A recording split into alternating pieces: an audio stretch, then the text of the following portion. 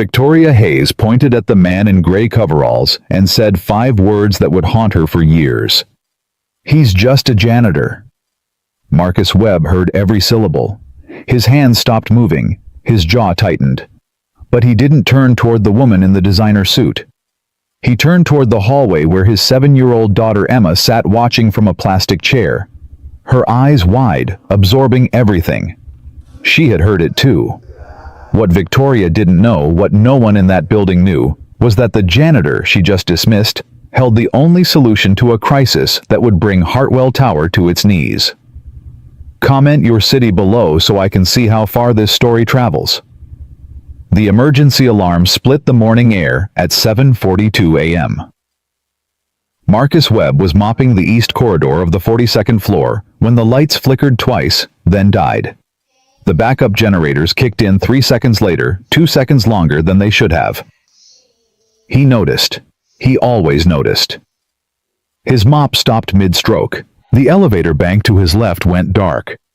The digital displays above each door flickered with error codes he recognized immediately.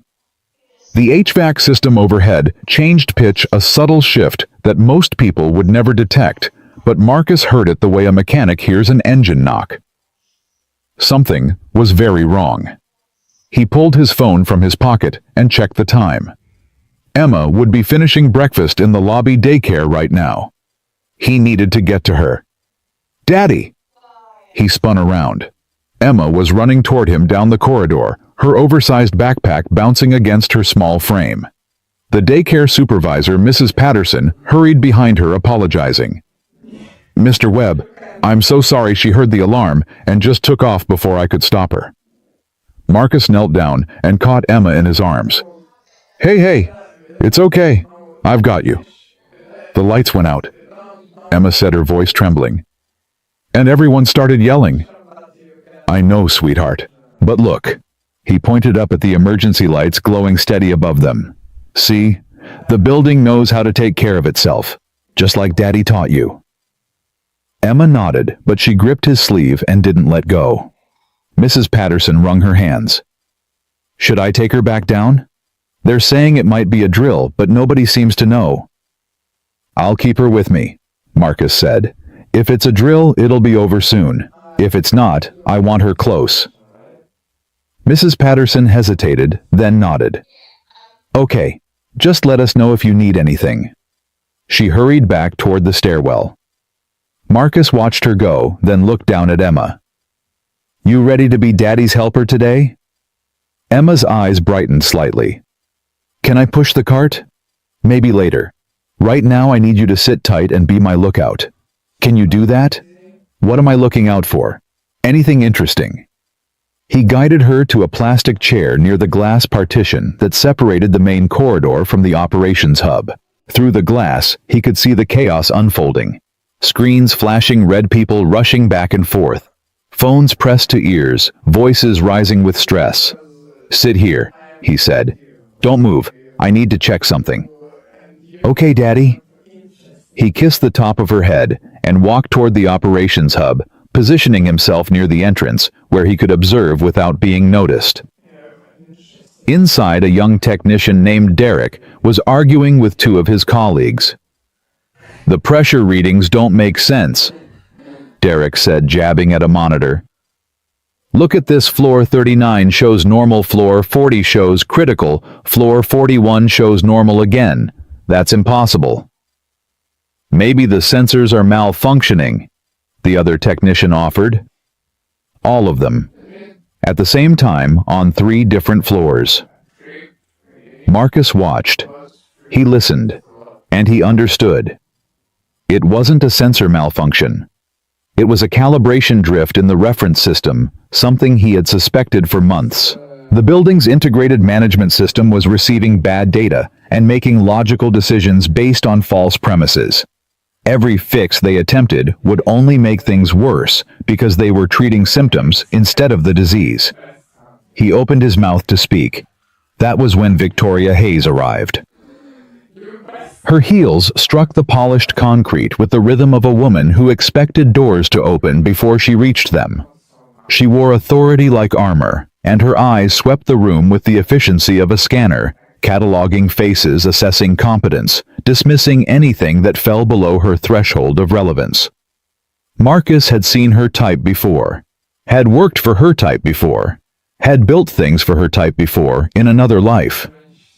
She stopped at the center of the operations hub and raised her voice above the noise.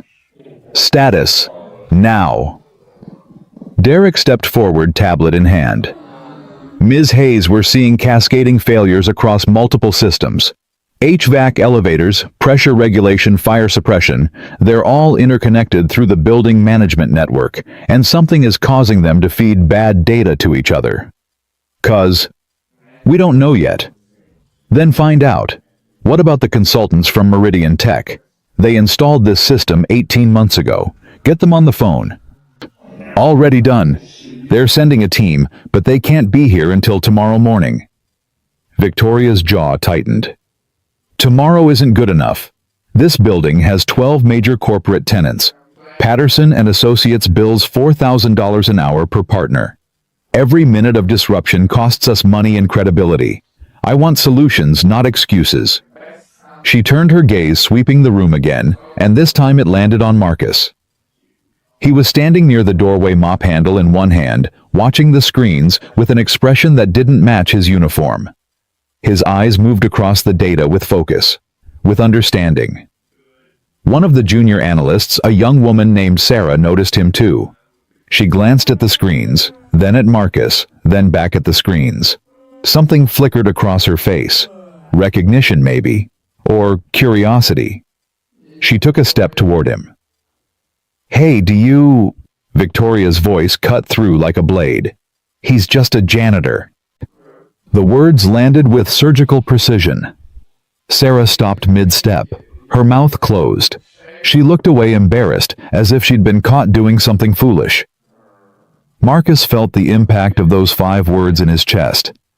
Not because they hurt, he had heard worse, but because of what happened next. He turned his head toward the hallway. Emma was watching. Her small face was pressed against the glass partition. Her eyes were wide, and in them, Marcus saw something break, some innocent belief about the world, some trust that people were kind, some faith that her father was valued. She had heard everything. Victoria didn't notice. She had already moved on, barking orders at her team, demanding updates, projecting the confidence of someone who believed the crisis would yield to her authority. But Marcus noticed. He noticed the way Emma's shoulders dropped, the way her hands fell into her lap, the way she looked down at the floor as if she had done something wrong. He walked back to her and knelt down. Hey, you okay? Emma didn't look up. That lady said you're just a janitor. I heard.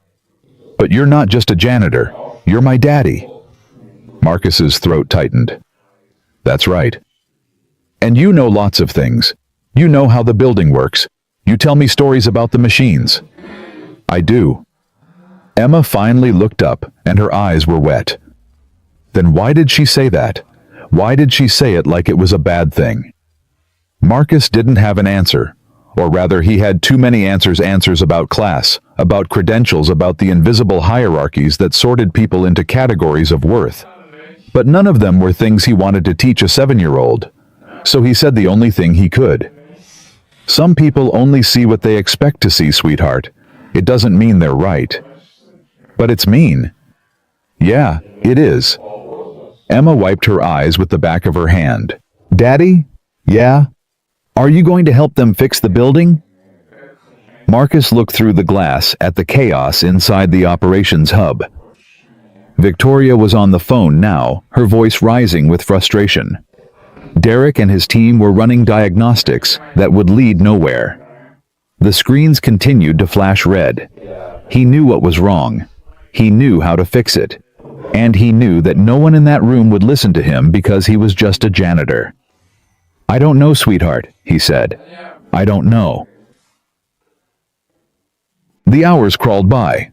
Marcus returned to his work, pushing his cart through corridors that grew increasingly chaotic as the building's systems continued to fail. Elevators stopped on wrong floors. Air conditioning cut out in some areas, while blasting frigid air in others. Temperature swings made entire floors uncomfortable, then uninhabitable. And through it all, Emma stayed close. She sat in her plastic chair when Marcus needed to work nearby.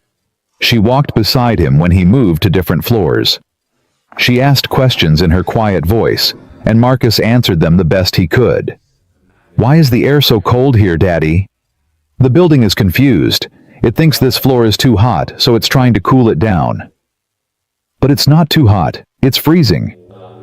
"I know. The building is working with bad information." "Why doesn't someone tell it the right information?" Marcus smiled sadly. "That's a very good question, sweetheart." Around noon, he found himself on the 41st floor, near the mechanical room where the pressure regulation subsystem was housed. The readings on the digital display outside the door confirmed what he already suspected: the reference sensors were feeding corrupted data to the main system. He could fix it. He knew exactly what needed to be done. He hesitated. In his pocket was a small notebook, worn spiral-bound, filled with 3 years of observations. Temperature logs, pressure readings, maintenance notes, patterns he had detected during his night shifts when the building spoke only to those patient enough to listen. He had never shown it to anyone, had never considered that it might have value. But now, "Daddy, what's that noise?" Marcus listened. There it was, a high-pitched whine coming from the ventilation system, barely audible but unmistakable. The pressure differential was building toward a dangerous threshold. If nothing changed, the system would trigger a cascade that could affect the fire suppression network. He had to do something. "Stay here," he told Emma. "Don't move." He walked toward the operations hub, his notebook in hand. The chaos inside had intensified. More screens, more people, more phones ringing. Victoria was in the center of it all, arguing with someone on a conference call. "I don't care about your timeline," she was saying. "I need answers now, not tomorrow. Every hour this continues, we lose tenant confidence. Do you understand what that costs?" Marcus waited until she hung up. Then he approached Derek, who was the least intimidating person in the room. "Excuse me." Derek looked up, confusion flashing across his face. "Can I help you?" "The pressure readings on 41, Marcus said quietly. "They're cycling in a pattern, 12-minute intervals, always spiking at the same relative value. That suggests a reference drift in the calibration baseline. If you check the backup logs from last October, you'll probably find the original deviation point." Derek stared at him. "I'm sorry, what?" "The system isn't failing randomly. It's responding logically to bad data. The original calibration was off, and the error has been compounding for 18 months. Every fix you implement will make things worse unless you address the source." Derek's mouth opened, but no words came out. From across the room, a voice cut through. "What's going on here?" It was Victoria. She strode toward them, her eyes moving from Derek to Marcus and back again. Her expression shifted when she registered the gray coveralls, the mop handle, the cleaning cart visible through the glass. "He was just..." Derek started. "He was just leaving," Victoria said. She turned to Marcus, and her voice dropped to something that might have been patience in another context, but here was simply dismissal. "We appreciate your concern, but this is a technical matter. The operations team has it under control." Marcus met her eyes. For a moment he considered pushing back, considered showing her the notebook, considered explaining that he had spent 10 years as a systems engineer before his wife died and his life collapsed, and he chose a job that let him be present for his daughter. But he saw the wall behind her eyes. The certainty. The categories already in place, janitor irrelevant, not worth hearing. "Yes, ma'am," he said. He turned and walked away. That evening, Marcus sat in the break room on the 38th floor, while Emma did her homework at the table across from him. The building had quieted somewhat as most employees went home, but the crisis continued. Through the window, he could see the operations hub on the floor above, still lit up, still populated by people chasing solutions that wouldn't work. "Daddy." Yeah, sweetheart. Emma looked up from her math worksheet. When you told that man about the building, the one with the glasses, why didn't he listen? Marcus set down his coffee. He wanted to listen. I think he did. But someone else decided it wasn't worth it. The lady in the red shoes. Yeah. Emma's pencil tapped against the table. She wasn't very nice. She's under a lot of pressure. Sometimes when people are stressed, they don't make good choices about how to treat others. But you're stressed too, and you're still nice. Marcus smiled. I have you to keep me honest. Emma returned to her worksheet, but after a moment, she spoke again without looking up. Daddy, if you could fix the building, would you? What do you mean? If they let you, if they listened. Could you fix it? Marcus was quiet for a long time. Yeah, he finally said. I think I could. Emma nodded, as if this confirmed something she already knew. Then I hope they listen soon, because the air is still weird and my ears keep popping. Marcus reached across the table and squeezed her hand. Me too, sweetheart. Me too. Later that night, long after Emma had fallen asleep on the break room couch, Marcus walked his rounds alone. The building was different at night. Quieter, more honest. During the day, it was a machine for making money floors of offices, conference rooms, corner suites. But at night, it became something else. A living system with its own rhythms, its own complaints, its own secrets. Marcus understood those secrets better than anyone. He stopped at the 41st floor mechanical room and pressed his hand against the door. He could feel the vibration through the metal, subtle, irregular wrong. Inside his pocket, his notebook waited. 3 years of observations. 3 years of listening when no one else would. 3 years of understanding a building that revealed itself only to those patient enough to pay attention. He thought about Victoria's words. Just a janitor. He thought about Emma's eyes when she heard them. He thought about his wife Claire, who had always believed in him, who had told him on her deathbed that he was meant for more than he allowed himself to imagine. And he thought about the choice he had made 3 years ago when he walked away from a 6-figure engineering career to take a night shift custodial job because his daughter needed a father more than the world needed another systems consultant. He didn't regret that choice. Not for a moment. But standing here now, with a building failing around him and no one willing to listen, he wondered if he had been too quick to make himself invisible. Maybe invisibility wasn't protection. Maybe it was just a slower form of surrender. He pulled his hand away from the door and walked back toward the break room where Emma slept peacefully, unaware of the storms building around her. Tomorrow, the crisis would deepen. Tomorrow, the consultants would arrive with their credentials and their confidence and their solutions that wouldn't work. Tomorrow, Hartwell Tower would take another step toward catastrophe. And Marcus Webb, the invisible man, the widower, the single father, the janitor who wasn't just a janitor, would have to decide how much longer he could stay silent. The morning came without mercy. Marcus woke to the sound of Emma's voice, soft and uncertain, calling his name from across the break room. "Daddy! Daddy, wake up!" He opened his eyes. His neck ached from sleeping upright in the plastic chair, his back protesting every movement as he straightened. Emma stood beside him, her hand on his arm, her face tight with worry. "The lights are doing that thing again," she said. "The flickery thing." Marcus looked up. She was right. The fluorescent panels overhead were cycling bright, dim, in a rhythm that told him the power regulation systems were now affected. The crisis was spreading. "What time is it?" he asked. "I don't know. My tablet died." He checked his phone. 6:47 a.m. His shift had officially ended 4 hours ago, but he hadn't left. Couldn't leave. Not with Emma here, not with the building failing around them. "Okay," he said, pushing himself to his feet. "Let's get you some breakfast." "The cafeteria is closed. Mrs. Patterson texted you. She said the daycare isn't opening today because of the emergency." Marcus rubbed his eyes. Of course. Nothing was going to be normal today. All right. We'll figure something out. Come on. He took her hand and led her out of the break room, his mind already calculating options. His mother lived 40 minutes away and couldn't drive anymore. His sister was in Phoenix. The neighbors he might have asked had moved last year. Emma would have to stay with him. Again.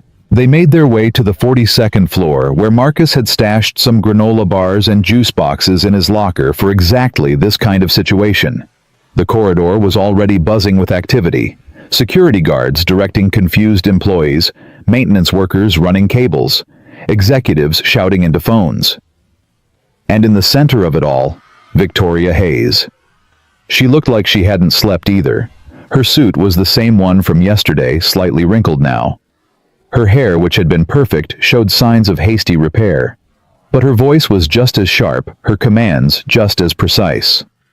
"I want the Meridian team in the operations hub the moment they arrive," she was saying to Derek.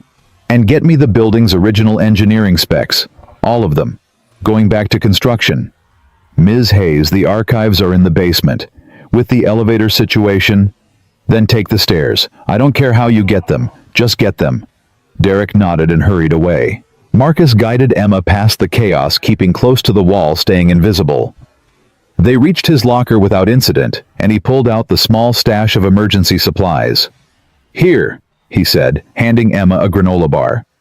"Not exactly pancakes, but it'll do." Emma unwrapped it without enthusiasm. "Daddy, why are all these people running around? The building is still sick. They're trying to figure out how to make it better." "But you already know, don't you?" Marcus paused. "What makes you say that?" "Because you always know. You know when the elevator is going to make that funny noise. You know when the water fountain is going to stop working. You know everything about this building." He knelt down to her level. "Emma, it's complicated. These people, they have degrees, training. They went to special schools to learn how to fix things like this. But they haven't fixed it. Not yet. And you could fix it." It wasn't a question. It was a statement of faith delivered with the absolute certainty that only a child could muster. Marcus didn't know what to say. "Just eat your breakfast," he finally managed. "We'll talk about it later." Emma bit into her granola bar, but her eyes never left his face. The Meridian Tech team arrived at 9:15 a.m., 3 consultants in expensive suits, carrying laptops and tablets, and the unshakable confidence of people who charged $500 an hour for their expertise. Marcus watched them from his position near the east corridor, where he was pretending to clean a section of floor that didn't need cleaning. Emma sat in her usual spot, the plastic chair that had become her unofficial station, her coloring book open on her lap. The lead consultant was a tall man with silver hair and a name tag that read, Dr. Harrison Wells. He shook Victoria's hand with the practiced warmth of someone who had delivered bad news to powerful people many times before. "Ms. Hayes, we came as quickly as we could." "Not quickly enough," Victoria said. "The situation has deteriorated overnight. We're now seeing irregularities in the power distribution network in addition to everything else. Yes, we've been monitoring the data remotely. It's concerning, but not unprecedented. We've seen similar cascade patterns in other integrated management systems. Then you know how to fix it."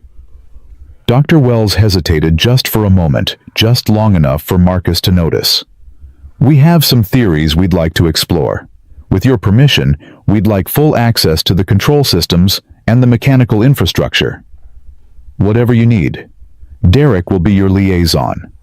The consultants followed Derek toward the operations hub, already conferring among themselves in low voices. Marcus caught fragments of their conversation: calibration protocols, sensor redundancy, systematic diagnostics. They were going to start from scratch, run the same tests that had already been run, analyze the same data that had already been analyzed, and reach the same dead ends that everyone else had reached, because they were looking at the system instead of listening to the building. Marcus shook his head and returned to his work. By noon, the consultants had produced their first report. Marcus learned about it the way he learned about most things in Hartwell Tower, by being invisible in the right place at the right time. The preliminary assessment is inconclusive. Dr. Wells was telling Victoria in the operations hub. The cascade appears to originate from the HVAC subsystem, but the trigger mechanism is unclear. We're seeing data anomalies that don't match any known failure pattern. What does that mean in practical terms? It means we need more time. We'd like to bring in additional specialists, thermal engineers, network security experts, possibly someone from the original installation team.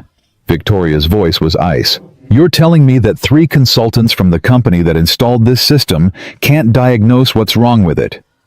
I'm telling you that this is a complex integrated system with multiple interdependent subsystems. Rushing to a solution could make things worse. Things are already worse, Dr. Wells. I have tenants threatening to break their leases. I have a fire marshal breathing down my neck.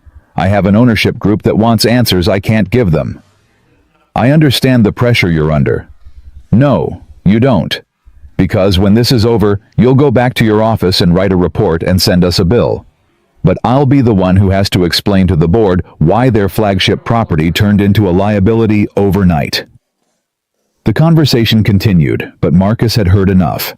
He walked back to where Emma was sitting, her coloring book now abandoned in favor of watching the adults argue through the glass partition. They're fighting, she observed. They're disagreeing. Is that different? Sometimes. Emma considered this. The lady with the red shoes looks really mad.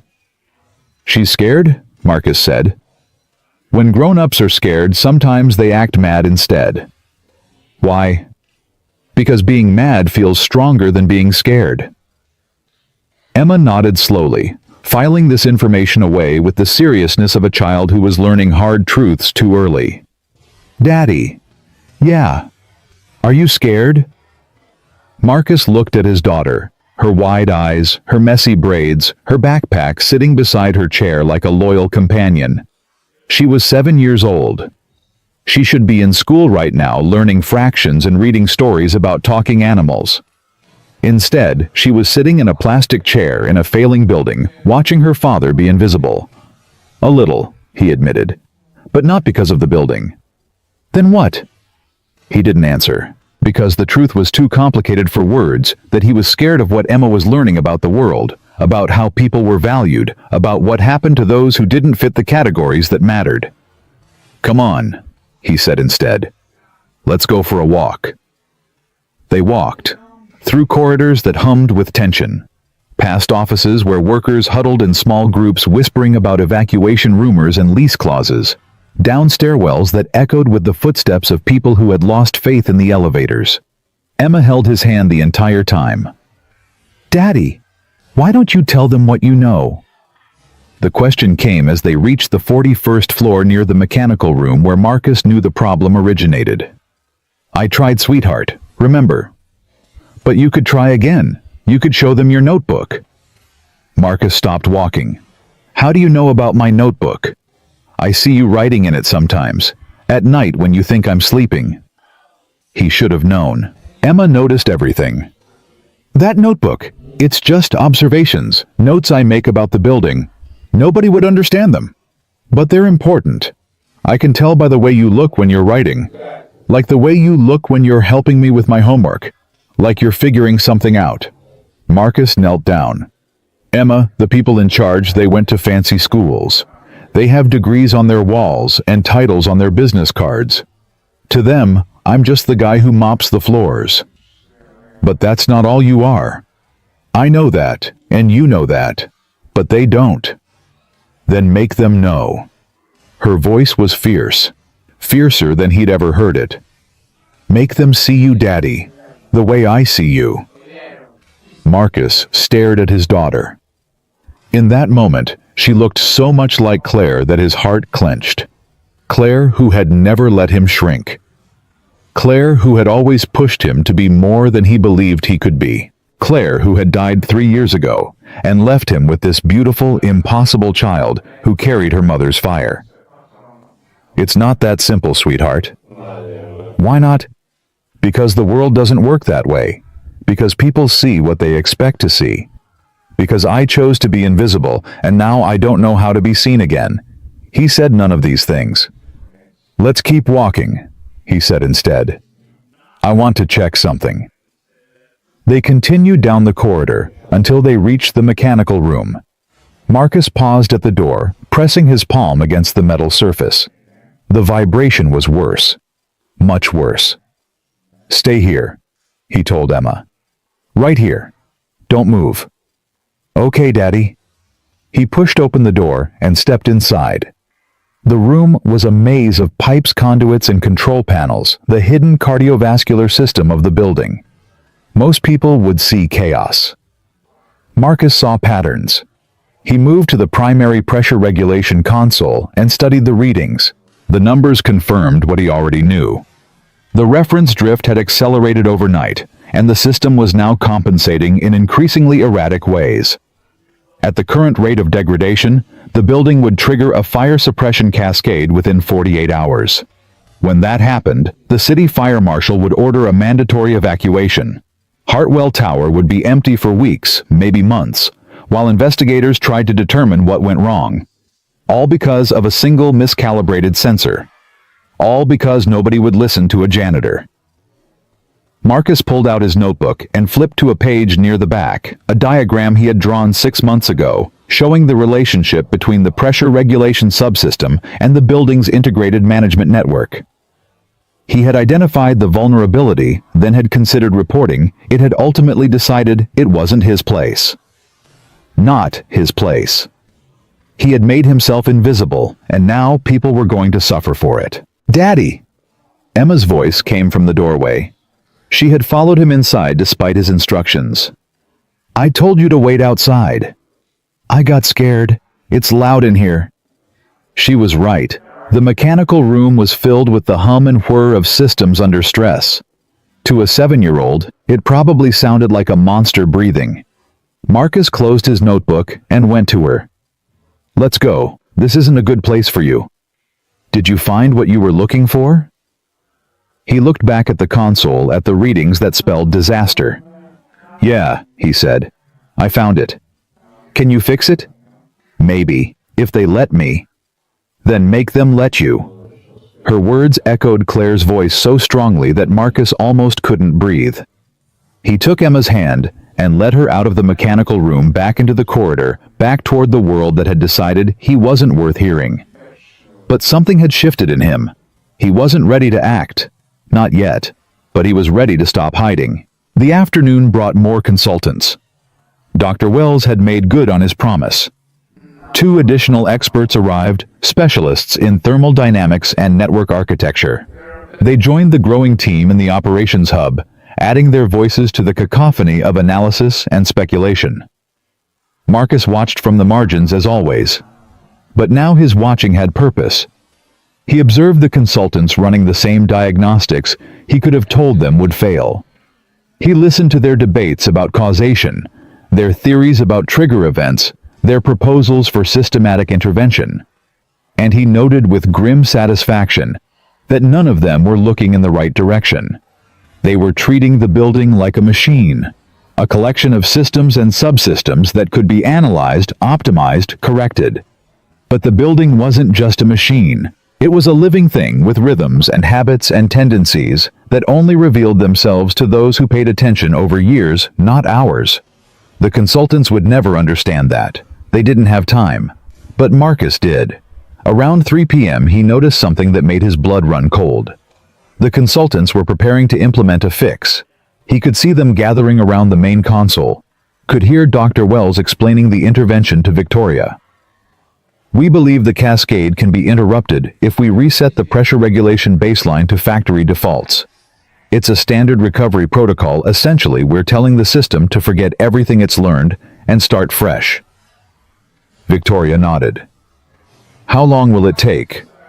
A few hours. We'll need to shut down the HVAC network during the process, which will cause some discomfort, but it should be manageable. And you're confident this will work?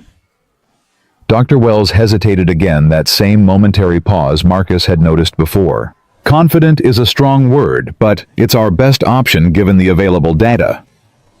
Victoria considered for a moment, then nodded. Do it. Marcus's heart dropped. A factory reset wouldn't fix the problem. It would make it worse. The miscalibrated sensor would still be feeding bad data, but now the system would have no memory of its past compensations. The cascade would accelerate, and the pressure irregularities would spread to systems that had so far been unaffected. He had to say something. He stepped toward the operations hub, his hand reaching for the door. "Daddy!" Emma's voice stopped him. He turned. She was standing beside her chair, her coloring book clutched to her chest, her eyes fixed on his face. "Are you going to tell them?" "I have to try." "What if they don't listen again?" Marcus looked at his daughter. Then he looked through the glass at Victoria Hayes, who was signing off on a decision that would doom the building she was trying to save. "Then at least I'll know I tried." He pushed through the door. The operations hub fell quiet as he entered. Every head turned toward him. The consultants in their expensive suits, the technicians at their stations, Derek with his tablet, Victoria with her iron expression. For a moment, no one spoke. Then Dr. Wells stepped forward, his voice polite but dismissive. "I'm sorry, this is a restricted area during emergency operations. Staff only." "I am staff," Marcus said. "I work nights, maintenance and custodial." "Ah." Dr. Wells's expression shifted, the subtle recalibration of someone who had just categorized a person as irrelevant. "Well, I appreciate your concern, but this is a technical matter. Perhaps you could—" "The factory reset won't work." The words came out before Marcus could stop them. Louder than he intended. Clearer than he felt. Dr. Wells blinked. "I beg your pardon? The factory reset. It won't fix the cascade. It'll accelerate it." Silence. Victoria stepped forward, her eyes narrowing. "Explain." Marcus took a breath. He could feel every gaze in the room pressing down on him, weighing him, judging him. But he thought of Emma watching through the glass. He thought of Claire, who would never have let him stay silent. And he kept talking. "The cascade isn't originating from the HVAC subsystem. It's originating from a miscalibrated reference sensor in the pressure regulation network. The sensor was installed 18 months ago during the system upgrade. It was calibrated against an incorrect baseline, probably a documentation error that slipped through quality control." He paused, waiting for someone to interrupt. No one did. Over time, the bad data propagated through the integrated management system. The building started making corrections based on false readings, logical corrections individually, but catastrophic collectively. A factory reset won't address the underlying miscalibration. It'll just erase the compensatory behaviors the system developed, which are the only things keeping the cascade from spreading to life safety systems. Dr. Wells stared at him. "And you know this, how exactly?" "Because I've been watching this building for 3 years, every night shift, every system, every anomaly. I documented the calibration drift 6 months ago. I know exactly which sensor is affected and exactly how to correct it." The silence stretched. Then Dr. Wells laughed. It was a polite laugh, the kind professionals use when they're trying not to be openly condescending. That's quite a theory. But with respect, I have a doctorate in systems engineering and 15 years of experience with integrated building management. I think I understand the technical parameters here. Then explain the 12-minute pressure cycles on floors 39 through 42. Dr. Wells's smile faltered. The readings oscillate on a consistent interval because the reference sensor refreshes on a 12-minute loop. Every time it updates, it feeds the same incorrect data to the central processor, which triggers a compensation response. The pattern has been there since installation. It's in your own diagnostic logs. You just have to know what to look for. Victoria stepped closer. "You're saying you've seen this pattern before." "I'm saying I've been tracking this pattern for months. It's in my notebook." He pulled the worn, spiral-bound book from his pocket. 3 years of observations. Temperature logs, pressure readings, system behaviors that seemed insignificant individually but form patterns when viewed together. Victoria reached for the notebook, but Marcus hesitated. "I'll show you, but not if you're going to dismiss me again." The words hung in the air between them. Victoria's jaw tightened. For a long moment, she said nothing. Then her expression shifted, something cracking behind the professional mask.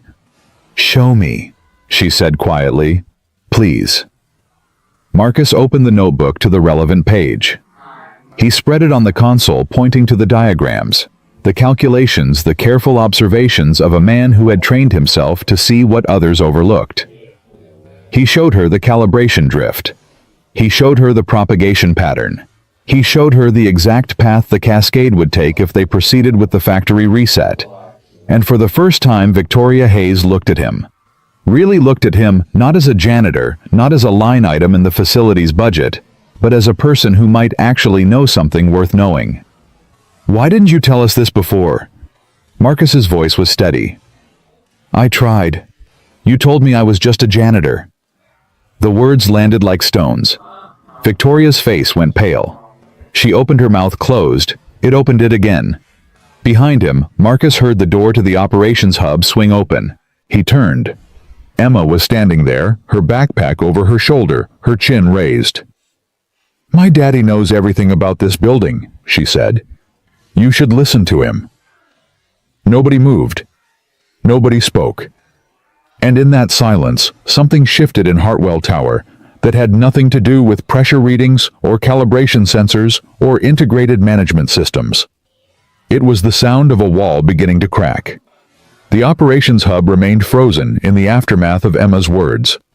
Victoria stared at the small girl standing in the doorway, backpack straps clutched in both hands, chin lifted with a defiance that seemed too large for her 7-year-old frame. Then her gaze moved to Marcus, who had turned toward his daughter with an expression caught between pride and fear. Dr. Wells was the first to break the silence. "This is highly irregular," he said, his voice carrying the clipped irritation of a man whose authority had been challenged. "Ms. Hayes, I must insist that we return to the matter at hand. We have a proven protocol ready to implement, and every hour of delay. The protocol is wrong." Marcus's voice was quiet, but it cut through Dr. Wells's objection like a blade. "You reset the system to factory defaults, and within 6 hours, the pressure cascade will reach the fire suppression network. When that happens, you'll have false triggers across multiple floors. The fire marshal will order a full evacuation, and then you'll have weeks of investigation, millions in damages, and a building that nobody trusts." Dr. Wells's face reddened.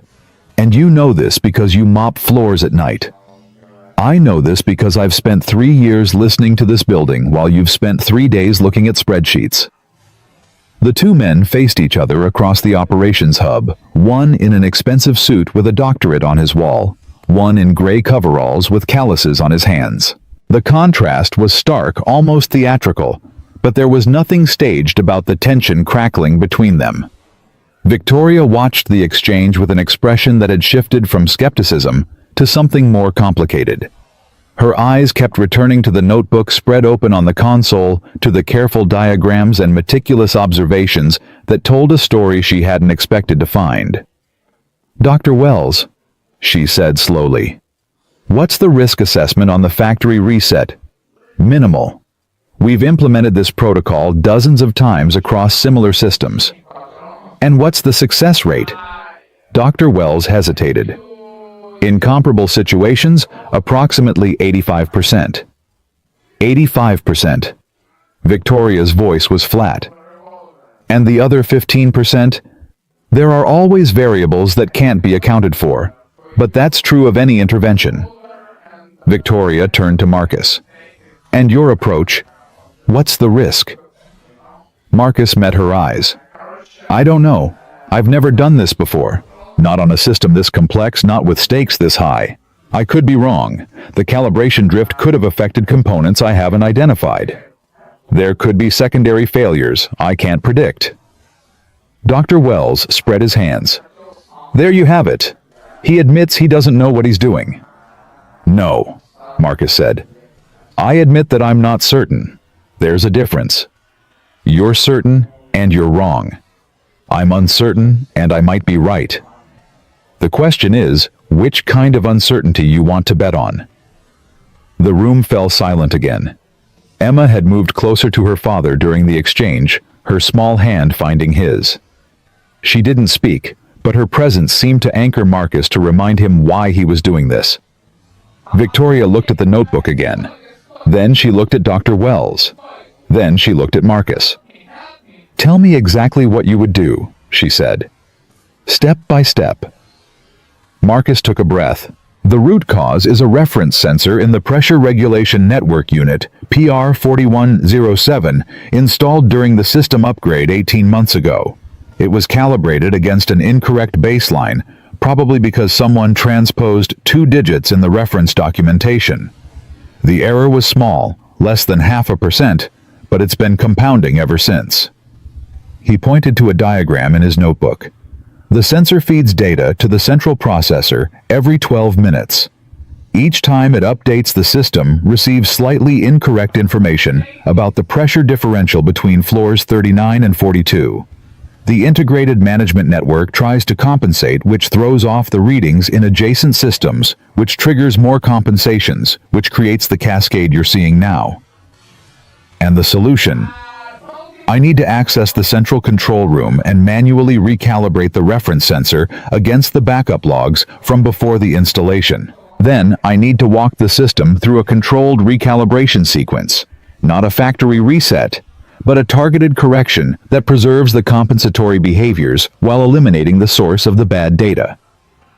Dr. Wells scoffed. "That's not a standard protocol. There's no documentation for that approach." "Because nobody's ever needed it before.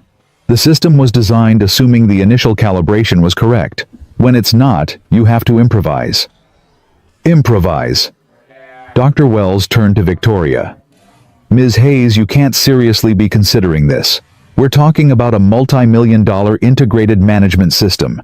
You want to hand it over to a janitor who's going to improvise?" Victoria didn't respond immediately. She was looking at Emma, who had pressed herself against her father's side, her eyes fixed on Victoria's face with an intensity that was almost unnerving. "How long would it take?" Victoria asked finally. 4 hours, maybe 5. I need everyone out of the control room, no interruptions, no oversight, no consultants looking over my shoulder and second-guessing every decision." "That's absurd," Dr. Wells said. "You can't expect—" "I can't work with an audience," Marcus interrupted. "Either you trust me to do this, or you don't. But if you're going to stand behind me questioning every keystroke, I might as well not try at all." Victoria was quiet for a long moment. Marcus could see the calculation happening behind her eyes. The risk assessment, the career implications, the weight of everything she had built, pressing against the possibility that she might be wrong about who held the answers. 4 hours, she said finally. "I'll clear the control room, but I want updates every 30 minutes. No updates, no check-ins, 4 hours of silence, and then either the building is fixed or it isn't." "That's not acceptable." "Then find someone else." The ultimatum hung in the air. Dr. Wells stepped forward. "Ms. Hayes, this is reckless. If something goes wrong..." "If something goes wrong, I'll take responsibility." Marcus's voice was steady. "You can tell the board, the tenants, whoever you need to tell that the janitor overstepped his bounds and made things worse. Your reputation stays intact. The consultants walk away clean. All the blame falls on me." Victoria stared at him. "Why would you offer that?" "Because I have a daughter who's watching, and I want her to see that sometimes doing the right thing matters more than protecting yourself." Emma squeezed her father's hand. For a long moment, nobody spoke. The hum of the building's stressed systems filled the silence, a constant reminder that time was running out. Then Victoria turned to Dr. Wells. "Stand down," she said. "Excuse me." "You heard me. Halt the factory reset. Clear the control room. Mr. Webb is going to have his 4 hours." Dr. Wells's face went from red to white. "This is a mistake. When this fails, and it will fail, I want it on record that I objected." "Noted. Now clear the room." The consultant held her gaze for a moment longer, then turned and gestured sharply to his team. They gathered their laptops and tablets with the stiff movements of professionals who had just been overruled by someone they considered beneath them. As they filed out, Dr. Wells paused at the door. 4 hours, he said. And when this building is still failing tomorrow, I expect you to remember who tried to warn you. He walked out without waiting for a response. Victoria watched him go, then turned back to Marcus. The control room is on sub-level 2. Security will give you access. Is there anything else you need? Just time, and for everyone to stay out of my way. Victoria nodded. Then her gaze dropped to Emma, who was still pressed against her father's side. Your daughter? She stays with me. In the control room, during a critical system intervention. She stays with me, Marcus repeated. That's not negotiable. Victoria opened her mouth as if to argue, then closed it. Something in Marcus's expression told her this was not a battle she would win. Fine, but if anything happens to her, nothing will happen to her. She's the reason I'm doing this at all. Victoria held his gaze for a moment, searching for something sincerity perhaps, or the kind of confidence that justified the risk she was taking. Whatever she found seemed to satisfy her. 4 hours, she said. Clock starts now. She turned and walked out of the operations hub, leaving Marcus and Emma alone among the blinking screens and humming servers. Emma looked up at her father. Daddy, are you scared? Marcus knelt down to her level. Yeah, sweetheart. I'm scared. But you're going to do it anyway.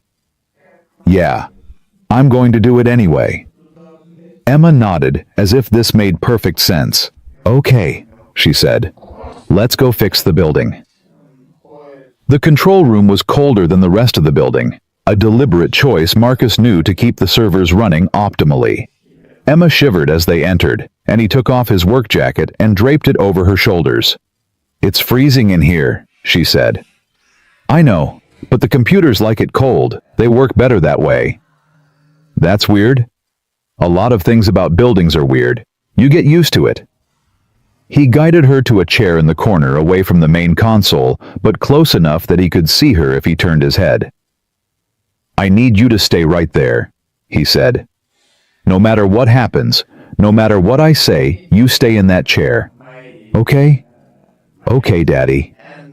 And if anyone tries to come in, anyone at all, you come tell me immediately. Even the lady with the red shoes. Especially her. But I don't think she'll come. She gave her word. Emma settled into the chair, pulling his jacket tighter around her shoulders. Daddy! Yeah! You're gonna be amazing! Marcus felt his throat tighten. For a moment he couldn't speak. Thanks, sweetheart, he managed finally. I'm going to try. He turned to the main console and took a deep breath. 3 years of observations. 3 years of listening. 3 years of understanding a building that spoke only to those patient enough to hear. It all came down to this. He began. The first hour was the hardest. Marcus worked in near silence, his fingers moving across keyboards and touchscreens with a fluency that revealed years of suppressed expertise. The control room responded to his commands like an instrument being played by a master who had been forbidden from performing. He navigated through layers of diagnostic menus, past security protocols and administrative locks, into the deep architecture of the building's integrated management system. Most people would have seen chaos, thousands of data points, hundreds of subsystems, an incomprehensible web of interdependencies. Marcus saw patterns. What are you doing, Daddy? Emma's voice came from the corner, curious but not intrusive. I'm talking to the building. What's it saying? Marcus paused, considering how to explain. It's confused. Someone told it something wrong a long time ago, and it's been trying to make sense of that wrong information ever since. Every time it tries to fix something, it makes other things worse. It's like if I told you that 2 + 2 = 5, and then asked you to do all your math homework based on that. That would mess everything up. Exactly. so I'm trying to find the place where the mistake started and fix it.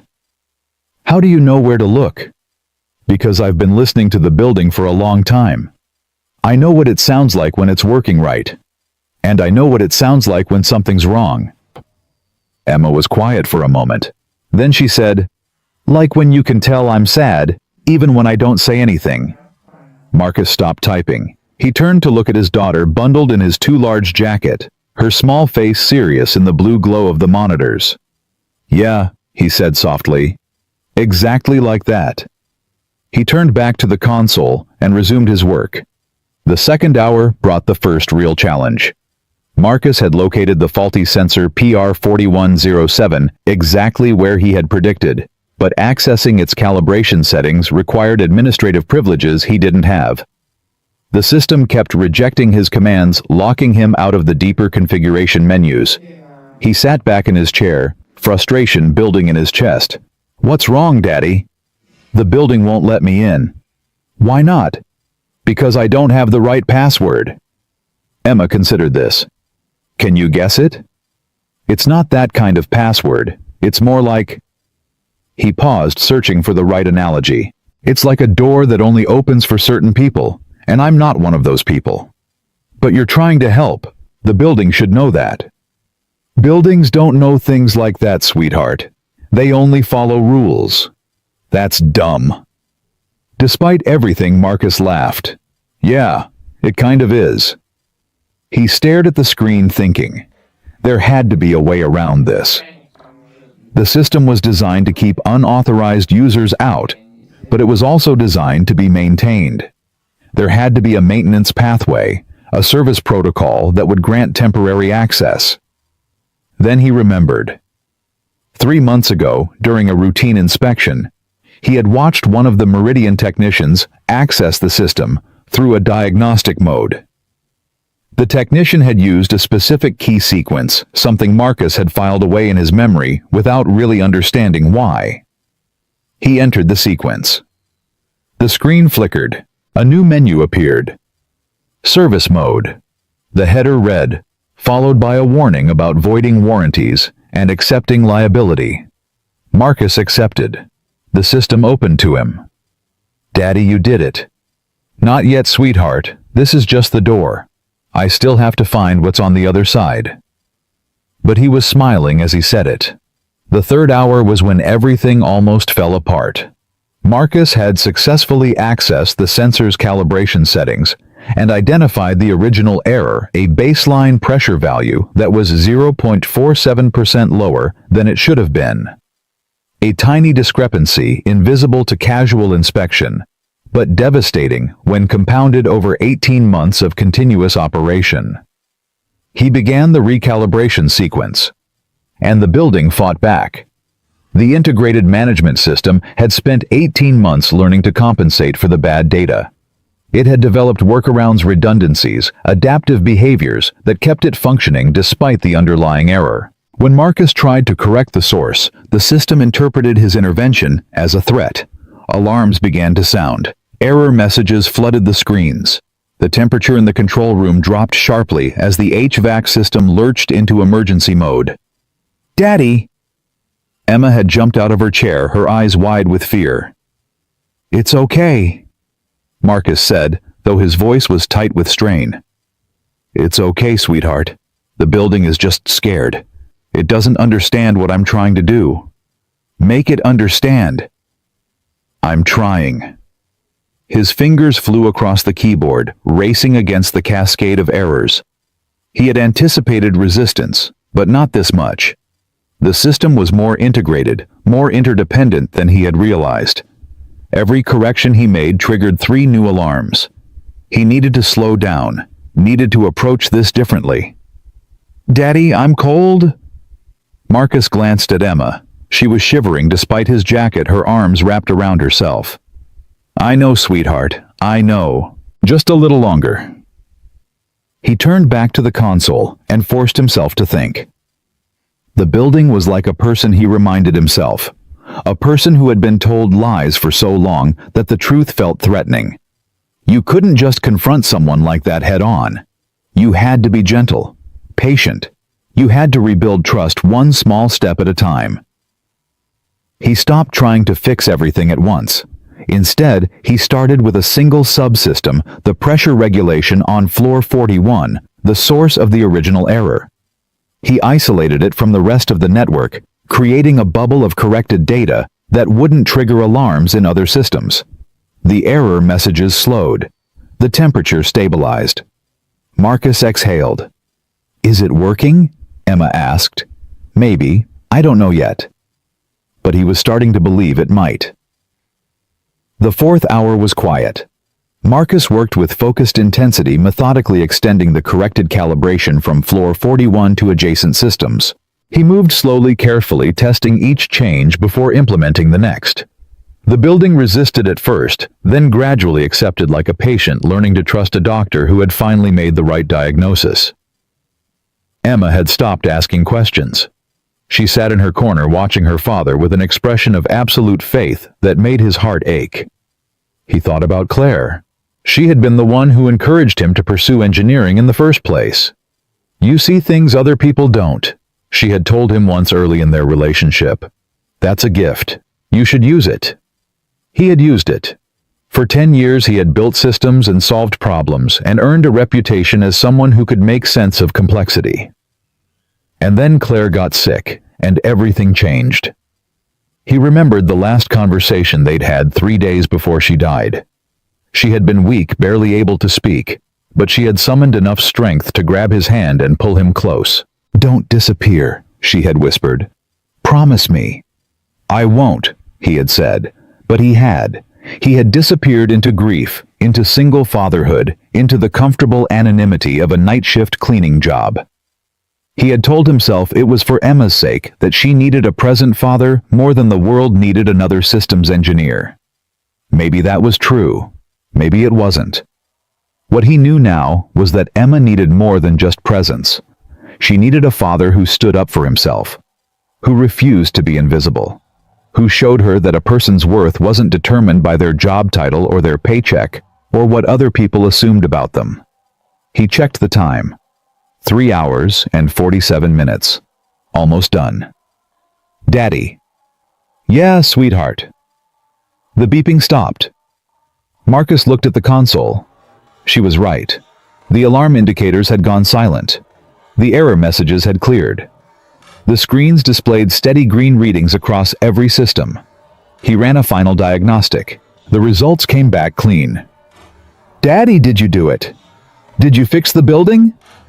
Marcus stared at the screens, not quite believing what he was seeing. "Yeah," he said slowly. "Yeah, I think I did." Emma launched herself out of her chair and into his arms. He caught her, lifting her off the ground, holding her tight against his chest. "I knew you could do it," she said, her voice muffled against his shoulder. "I knew it the whole time." "You did, didn't you?" "Uh-huh, because you're my daddy. And you're amazing." Marcus closed his eyes and held his daughter, letting the weight of the past 4 hours settle into something he could carry. He had done it.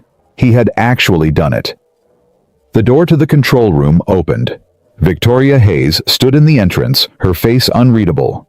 Behind her, Marcus could see Derek and 2 security guards, their expressions tense with anticipation. 4 hours and 3 minutes, Victoria said. "You're late." "I was thorough." She stepped into the room, her eyes moving to the screens. She studied the readings for a long moment, her expression shifting from skepticism to surprise to something that might have been wonder. "The cascade indicators," she said. "They're all green." "I know. The pressure readings are stable. The HVAC is normalized. The fire suppression system is showing full operational capacity." "I know." Victoria turned to face him. For a moment she didn't speak. Then she asked the question that Marcus had been waiting for since this whole ordeal began. "How did you know it would work?" Marcus set Emma down gently and met Victoria's eyes. "I didn't," he said. "But I understood the building. Your consultants understood the system. Those aren't the same thing." Victoria was quiet for a long moment. "I owe you an apology," she said finally. Yes, you do. The bluntness of his response seemed to surprise her, but she didn't flinch. I called you just a janitor. I dismissed you without considering that you might have something to offer. I was wrong. You were. I'm sorry. The words hung in the air between them, simple, inadequate, but genuine. Marcus looked at his daughter, then back at Victoria. I've been dismissed my whole life, he said. By teachers who thought I wasn't smart enough. By employers who thought I wasn't ambitious enough. By people who looked at my hands and my uniform and decided they already knew everything they needed to know about me. I've learned to live with it. But my daughter. His voice caught. My daughter is 7 years old, and today she learned that the world will judge her father will judge her by things that don't matter, by titles and clothes and assumptions. She learned that people will look right through her and decide she's not worth seeing. He paused. That's the thing I can't forgive, not the insult to me. The lesson you taught her about what she's worth. Victoria's face had gone pale. She stopped, started again. I didn't think... No, you didn't. Emma tugged at her father's sleeve. Daddy, it's okay. I know who you are. Marcus looked down at his daughter, and the anger in his chest softened. Yeah, sweetheart, I know you do. He turned back to Victoria. I'm not asking for anything from you. Not recognition, not a promotion, not money. What happened today, I did it because it needed to be done, because people were going to be hurt if someone didn't act. That's reason enough. Victoria nodded slowly. But if you want to make this right, Marcus continued, don't make it about me. Make it about the people like me. The security guards and the maintenance workers and the cleaning staff who keep this building running every single day. The invisible people who know things the executives will never learn because they actually pay attention instead of just looking at spreadsheets. He held her gaze. See them. Listen to them. Let them be more than line items in a budget. Victoria was silent for a long time. Then she did something Marcus didn't expect. She knelt down until she was at Emma's eye level. You're right, she said to the little girl. Your daddy is amazing, and I'm sorry I didn't see that before. Emma studied her face with the frank assessment of a child who hadn't yet learned to accept apologies just because they were offered. Daddy says sometimes people only see what they expect to see. It takes something unusual to help them see differently. Victoria nodded. Your daddy is very wise. I know. Emma paused. Are you going to be nicer now? Victoria almost smiled. I'm going to try. Trying is good, Emma said. That's what Daddy says. You have to try even when you're scared. Victoria looked up at Marcus, and something passed between them that didn't need words. She stood. The ownership group will want a full report, she said. They'll want to know how this happened and how it was resolved. I'll need your help documenting the technical details.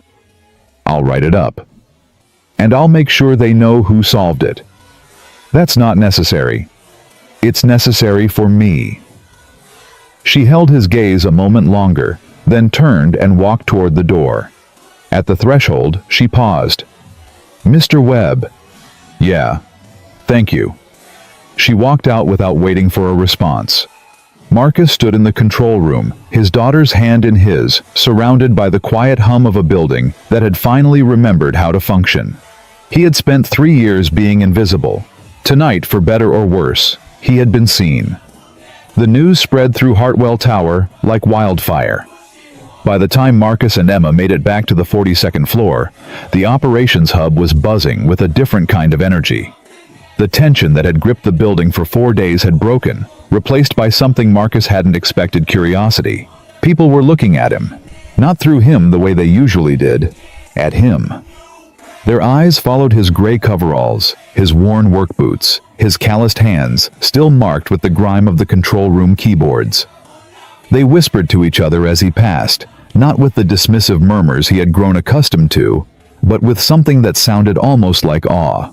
Emma noticed it too. Daddy, why is everyone staring? Because they found out what happened. Is that bad? Marcus considered the question. A week ago, he would have said yes.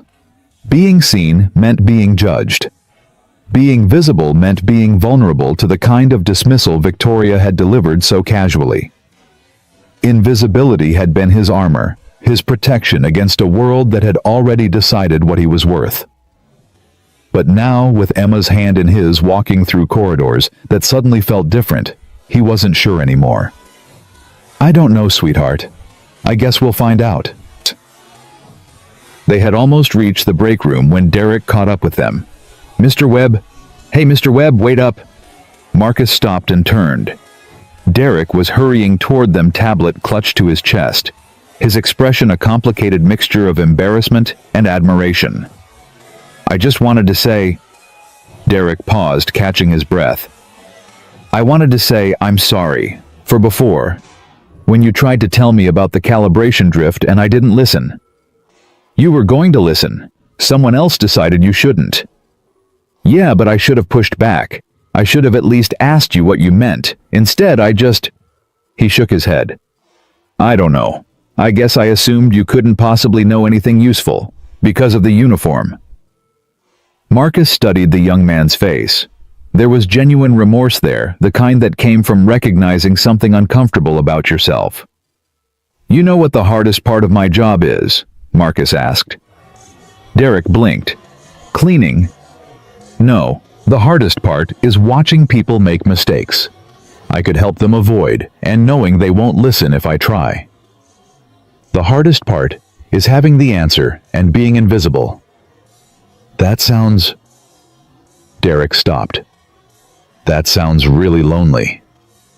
It is. Emma tugged at Marcus's sleeve.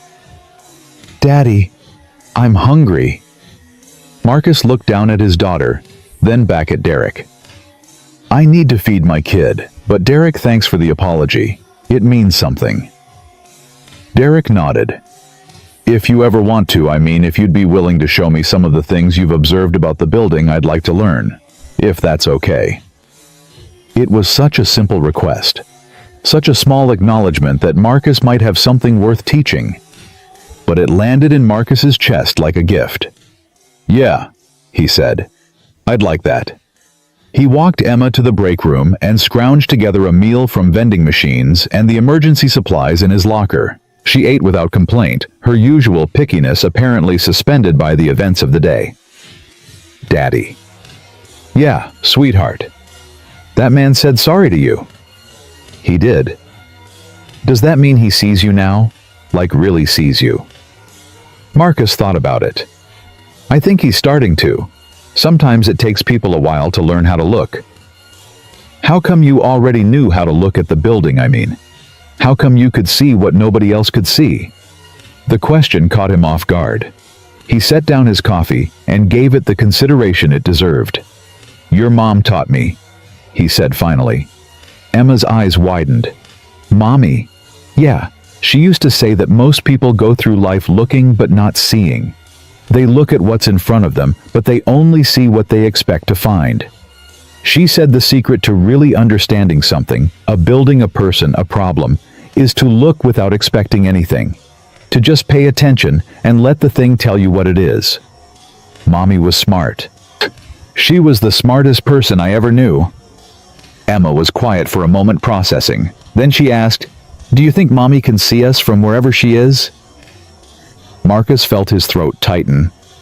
This was a question Emma asked, sometimes usually late at night, when the darkness made everything feel more uncertain. He never knew exactly how to answer it. I think, he said carefully, that Mommy loved us so much that some part of that love is still here. In you. In me. In the way we take care of each other. And maybe that's a kind of seeing. Emma considered this with the seriousness of a philosopher evaluating a proof. Okay, she said finally. I like that answer. Good. Now finish your chips. We've got a long night ahead. Are we going home? Not yet. I think some people are going to want to talk to me first. Emma nodded, unsurprised. Because you're famous now. Marcus almost laughed. I wouldn't say famous. The man with the glasses said you saved the building. That sounds pretty famous to me. She had a point. The ownership group wanted to see him. Victoria delivered this news an hour later, appearing in the break room doorway with an expression that suggested she had been through several difficult conversations since leaving the control room. They're on a conference call, she said. They want to thank you personally. They want to evaluate me, Marcus corrected. Figure out whether I'm a liability or an asset. Victoria's jaw tightened. Probably. But does it matter? You did what you did. They can't undo that. No. But they can decide how to spin it. And you think they'll spin it badly? Marcus shrugged. In my experience, people in power don't like being shown up by people without power. It makes them uncomfortable. And uncomfortable people do unpredictable things. Victoria was quiet for a moment. Then she said, You really don't trust anyone, do you? I trust Emma. I trusted my wife. Beyond that, he shook his head. Let's just say life has given me reasons to be careful. Victoria looked at Emma, who was coloring in her book with determined focus. She's lucky to have you. I'm lucky to have her. Victoria nodded slowly. The call is in the main conference room on 43. You don't have to go. I can tell them you're unavailable, that the technical documentation will have to suffice. But if you want to, I'll go. The words came out before Marcus had fully decided to say them. But once they were out, he realized he meant them. He had spent 3 years hiding. 3 years protecting himself from judgment by making himself invisible. And where had it gotten him? A front row seat to a crisis he could have prevented if only someone had been willing to listen. Maybe it was time to stop hiding. Emma stays with me, he said. Of course. He stood, reached for his daughter's hand, and walked toward the conference room on the 43rd floor. The ownership group consisted of 3 faces on a large screen, 2 men and a woman, all middle-aged, all wearing the kind of expensive suits that cost more than Marcus's monthly salary. Charles Whitmore, the chairman, spoke first. Mr. Webb, we've been briefed on the situation. I understand you played a significant role in resolving the system failure. I fixed it, Marcus said simply. Your consultants couldn't. There was a brief silence, the kind that suggested Marcus had already deviated from the script they expected him to follow. Yes, well, Whitmore cleared his throat. We're certainly grateful for your initiative. However, there are some concerns about protocol. You accessed restricted systems without authorization. You bypassed security measures. You made significant modifications to the building's infrastructure without oversight. Your building was going to trigger a fire suppression cascade within 48 hours. The fire marshal would have ordered a full evacuation. You would have lost tenants' revenue and reputation. I prevented that by acting outside the chain of command. The chain of command was failing. Another silence. The woman on the screen, Margaret Chen, according to the nameplate visible on her desk, leaned forward. Mr. Webb, what Dr. Wells tells us is that you have an engineering background, that you worked in the field before taking your current position. That's correct? May I ask why you chose to leave engineering? Marcus felt Emma's hand tighten in his. She knew this story. She had lived it. My wife was diagnosed with cancer 4 years ago. The treatment was aggressive. She needed constant care. I couldn't provide that and maintain an engineering career. After she died, I needed a job with flexible hours and no travel, so I could be present for my daughter. He paused. I chose to be a father first and an engineer second. The world decided that made me just a janitor. Margaret Chen's expression softened slightly. I'm sorry for your loss. Thank you. Whitmore jumped back in, apparently uncomfortable with the emotional turn. The question before us is how to proceed. We have a building that's now functioning properly thanks to your intervention. We also have a public relations situation to manage. The tenants are asking questions. The consultants are, let's say, unhappy about being proven wrong. With respect, sir, I don't care about your PR situation. I fixed your building because it needed fixing, not because I wanted recognition or reward. Then what do you want, Mr. Webb? The question hung in the air. Marcus thought about it. He thought about the years of invisibility, the casual dismissals, the assumptions that had been made about him based on his uniform and his job title. He thought about Emma watching and learning from every interaction he had with the world. I want you to create a program, he said finally. A formal channel for facility staff to report observations and concerns about building systems.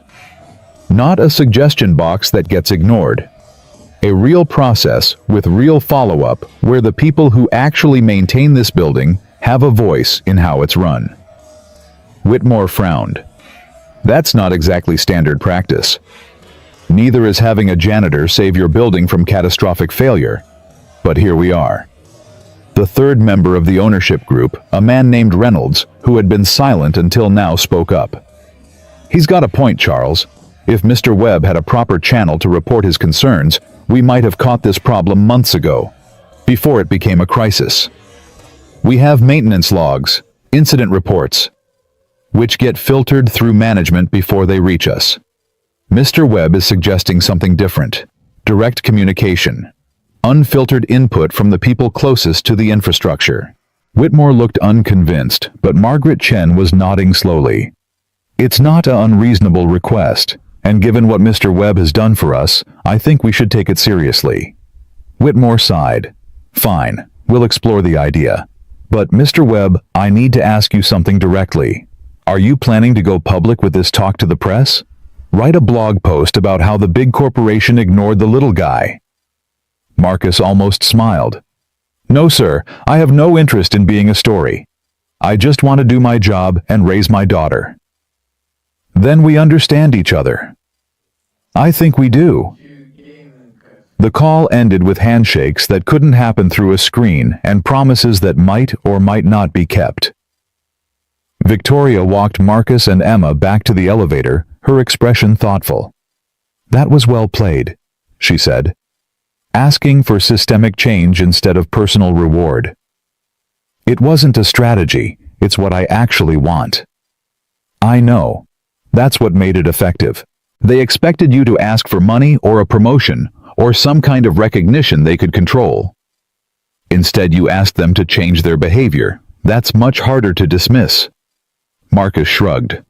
We'll see if anything actually changes. It will. I'll make sure of it. He looked at her, surprised by the conviction in her voice. Why do you care? A week ago I was just a janitor to you. Victoria was quiet for a long moment. When she spoke, her voice was softer than he had ever heard it. Because you showed me something about myself that I didn't want to see. And now I can't unsee it. The way I categorized people, the assumptions I made, the voices I ignored, it wasn't just about you. It was about everyone who didn't fit my definition of worth. And if I don't change that, I'm going to spend my whole career being wrong about people. She paused. You didn't just fix the building, Mr. Webb. You fixed something in me. Or at least you started the repair. Emma, who had been listening quietly, tugged at Victoria's sleeve. Are you going to be different now? Like really different? Victoria knelt down to Emma's level, the same way she had in the control room. I'm going to try really hard. But Emma, can I tell you a secret? Emma nodded solemnly. Changing is scary. It means admitting you were wrong, which is hard. And it means doing things differently, which is also hard. But your daddy showed me that being scared isn't a good enough reason not to try. Daddy says that to me sometimes, when I don't want to do something hard. Your daddy is a wise man. I know. Emma smiled. He's also really good at fixing things. Victoria smiled back, a genuine smile, the first Marcus had seen from her. Yes, he is. The next few days passed in a blur of attention Marcus wasn't used to receiving. People stopped him in corridors to thank him. Security guards who had never acknowledged his existence suddenly wanted to shake his hand. The administrative staff on the 42nd floor started saving him coffee from their morning meetings. It was disorienting, overwhelming. Sometimes it felt like too much. But Emma helped him navigate it. She had an instinct for when he needed space, pulling him away from conversations that went too long, redirecting well-wishers with the firm politeness of a 7-year-old who had learned to protect her father. "Daddy needs to work now," she would say. "Thank you for saying nice things." And people listened. They listened to a child in a way they had never listened to her father before the crisis. Marcus noticed something else too. The way other staff members carried themselves had started to change. The cleaning crew walked taller. The security guards spoke up more in meetings. The maintenance workers offered suggestions without waiting to be asked. It was as if his visibility had created space for others to be visible too. 1 week after the crisis, Derek approached him with a proposal. "I've been thinking about what you said. About watching people make mistakes you could help them avoid." "Yeah. What if we created a system, like a knowledge base but for the building, where people like you, people who actually work with the infrastructure every day, could document what they observe? Patterns, anomalies, things that might become problems later." Marcus considered it. The ownership group talked about creating channels for input. This would be different. This wouldn't go through management. It would be a shared resource accessible to anyone who needed it. Engineering, maintenance operations, everyone would be able to see what everyone else was seeing. That's a big project. I know, but I think it could prevent a lot of problems, and I think you're the right person to help design it. Marcus looked at Derek, really looked at him the way he looked at the building systems, the way Claire had taught him to look at the world. What he saw was a young man trying to do better, trying to build something that mattered, trying to make sure that the next person like Marcus wouldn't have to choose between being invisible and being heard. "Okay," Marcus said. "Let's talk about it." Emma was with him as always. She sat in the corner of the conference room where Derek had set up his laptop coloring while the adults talked about databases and user interfaces and information architecture. But she was listening too. Marcus could tell by the way her crayon moved slowly when something interesting was being said quickly during the boring parts. After an hour, Derek stepped out to take a phone call. Marcus walked over to Emma and sat down beside her. "You okay, sweetheart? This is probably pretty boring." "It's okay. I like hearing you talk about building stuff." Yeah, you sound different when you talk about it, like you're happy." Marcus thought about that. She was right. For the first time in 3 years, he was doing work that used his full capabilities. Work that mattered.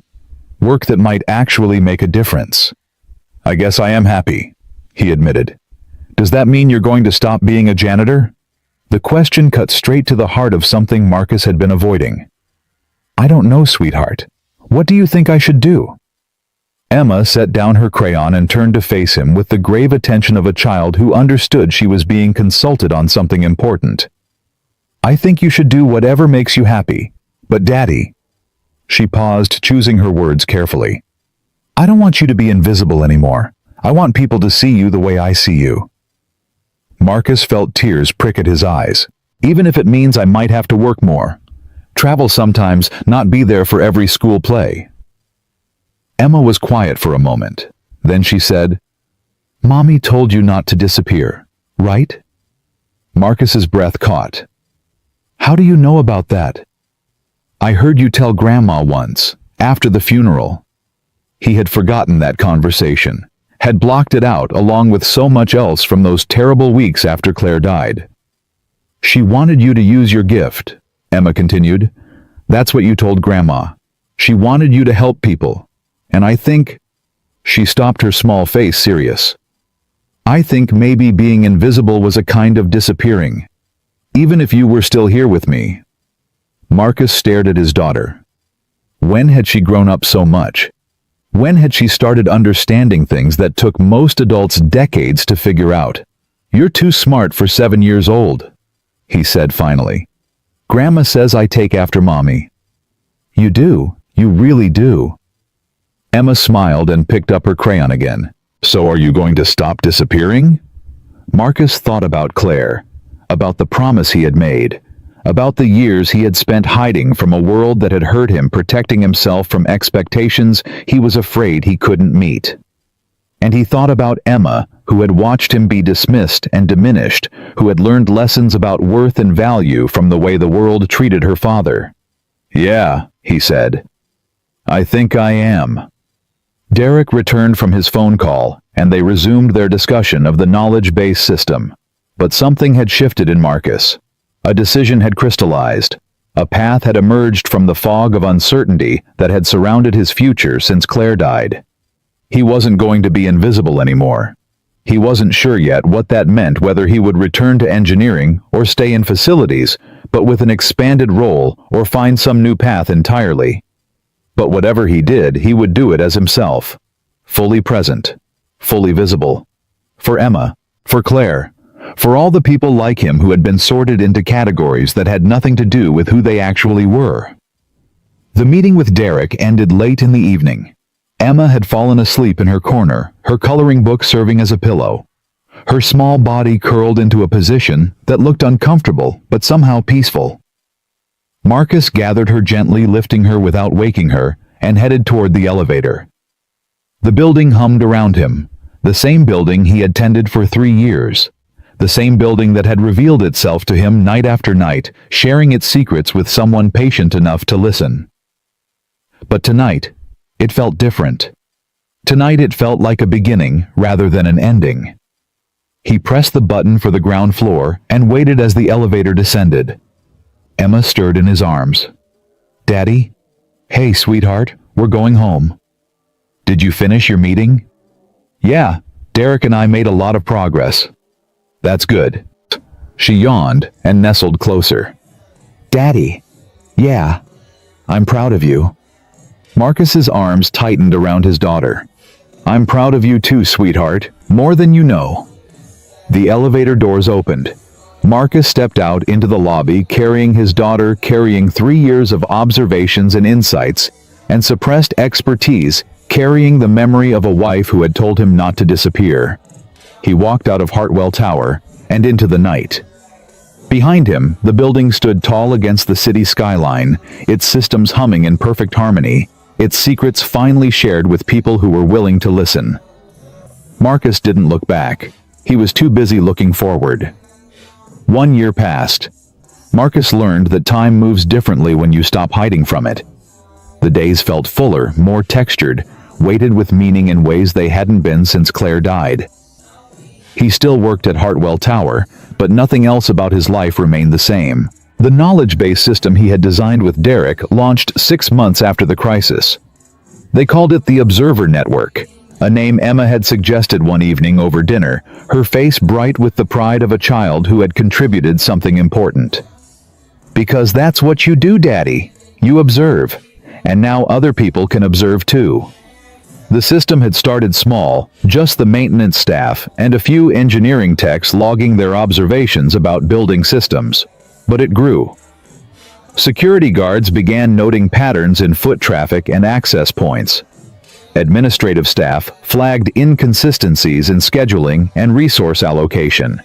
Even the cleaning crew, Marcus's former colleagues on the night shift, started documenting things they noticed during their rounds. Within 3 months, the Observer Network had identified 17 potential issues before they became problems. A failing pump in the cooling system. A wiring degradation in the east stairwell. A ventilation imbalance that would have triggered air quality complaints within weeks. Hartwell Tower had become a building that listened to itself. And Marcus had become something he never expected to be, a voice that people sought out. "Mr. Webb, do you have a minute?" He turned from the console where he was reviewing the morning's observation logs. Sarah Chen, the junior analyst who had almost approached him during the crisis before Victoria's dismissal, cut her off, stood in the doorway of his new office. His office. The phrase still felt strange even after 6 months. "Of course. What's up?" Sarah stepped inside, tablet in hand. "We're seeing some unusual readings from the pressure sensors on 38. The pattern looks familiar, but I can't quite place it." Marcus gestured for her to show him. She handed over the tablet, and he studied the data with the practiced eye of someone who had spent years learning to read the building's language. 12-minute cycles, he murmured. Minor fluctuation, but consistent. That's what caught my attention. It reminded me of the original cascade. Yeah. He handed the tablet back. It's not the same problem, though. See how the amplitude is different. This is probably just sensor drift from the temperature changes we had last week. Run a manual calibration check and log it in the system. If the pattern persists after calibration, we'll dig deeper. Sarah nodded, relief evident on her face. Thank you. I wasn't sure if I was overreacting. You weren't. Noticing patterns is exactly what the observer network is for. Better to flag something that turns out to be nothing than to ignore something that turns out to be everything. She smiled. That's what you always say. Because it's true. Sarah left and Marcus turned back to his console. Through the glass wall of his office, he could see the operations hub, the same space where Victoria had dismissed him a year ago. The same space where Emma had stood in the doorway and declared that her daddy knew everything about this building. So much had changed since then. And yet, in the ways that mattered most, nothing had changed at all.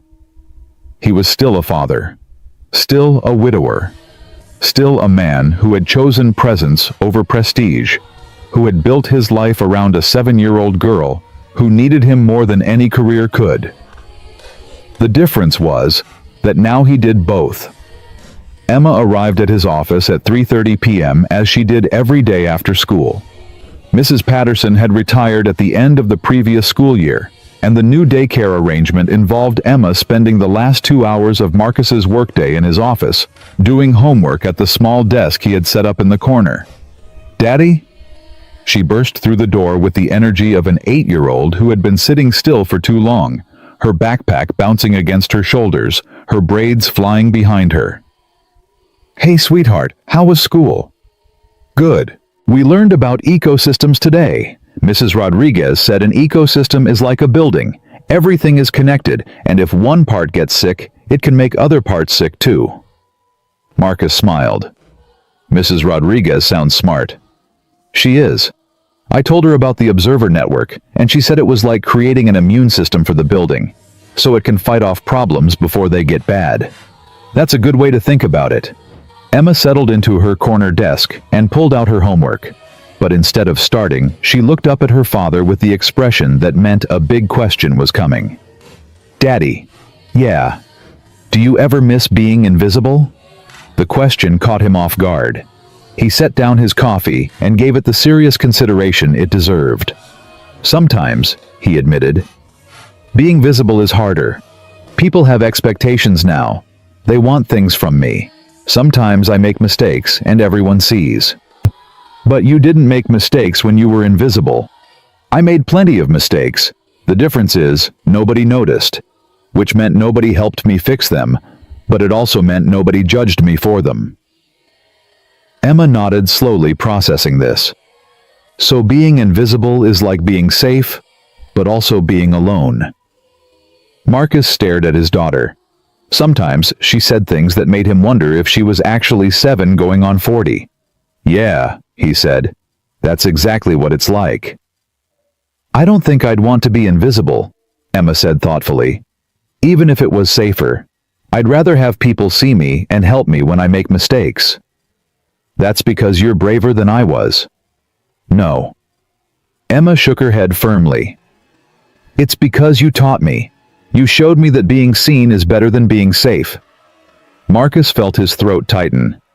When did you get so wise? I learned from watching you, Daddy. She grinned. And from Mommy. I talk to her sometimes in my head. She gives good advice. What kind of advice? She told me to always tell the truth even when it's scary, and to never let anyone make me feel small, and to take care of you because you forget to take care of yourself sometimes. Marcus laughed, blinking back tears. She's right about that last one. I know. That's why I remind you to eat lunch. And I appreciate it, sweetheart, more than you know. Emma returned to her homework and Marcus returned to his console, but his mind was elsewhere.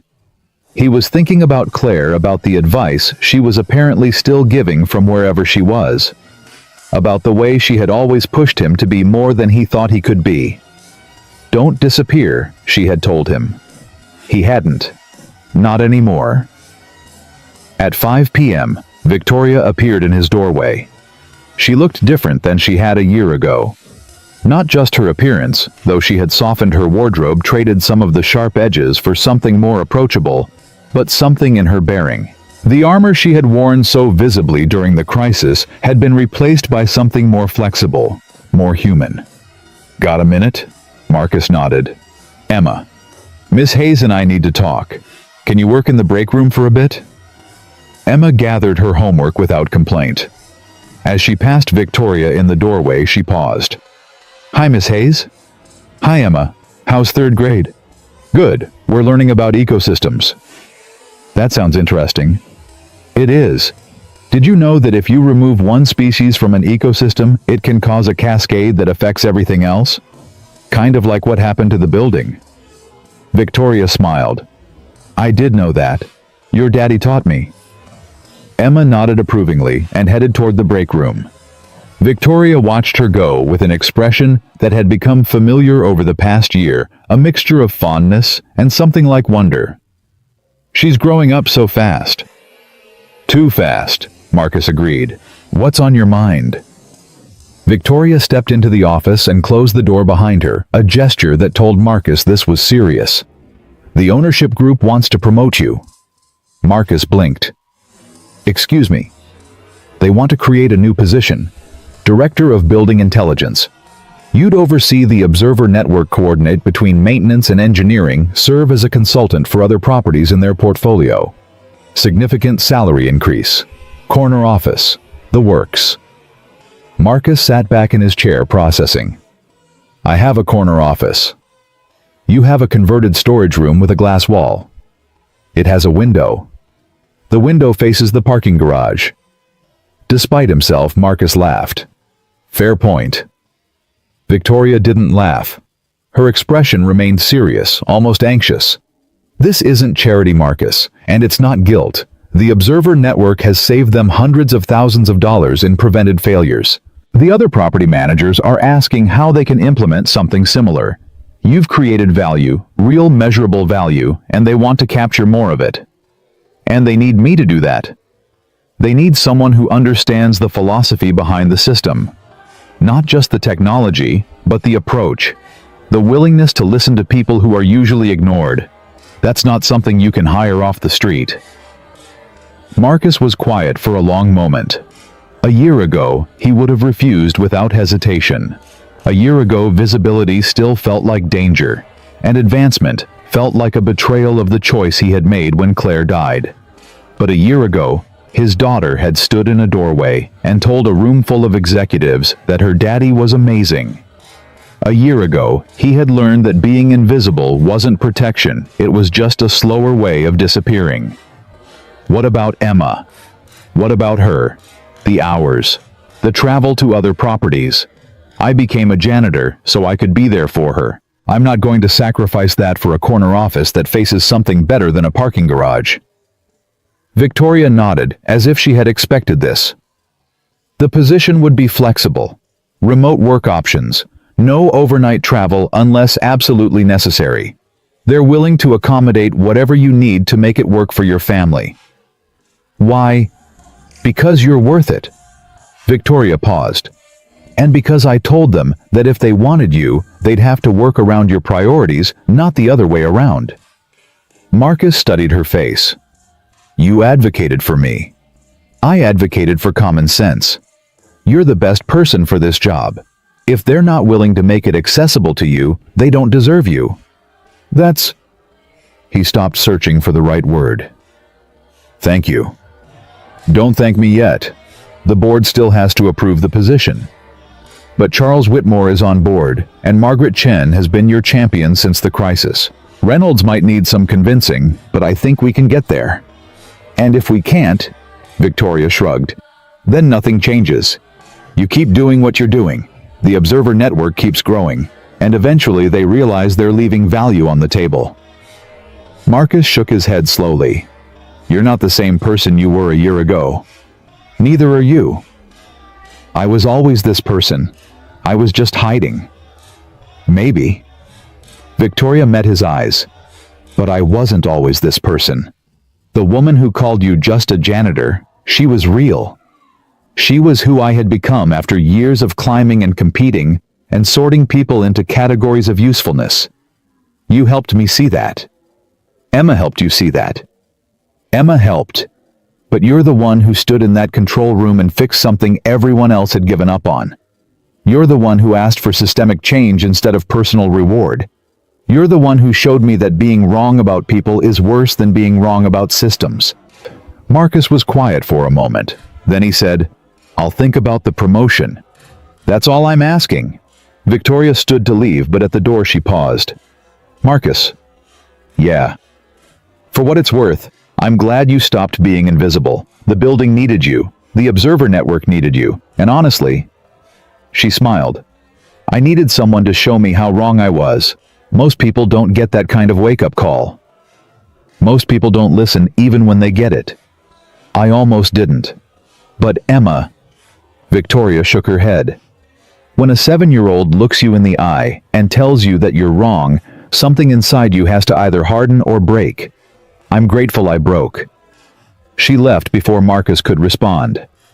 He sat alone in his office, staring at the wall, thinking about choices and changes and the strange paths that life takes when you stop trying to control them. Then he went to find his daughter. Emma was in the break room, her homework spread across the table, her tongue poking out in concentration as she worked through a math problem. Marcus sat down across from her. Hey, sweetheart. I need to talk to you about something. Emma looked up instantly alert. What's wrong? Nothing's wrong. He paused, trying to find the right words.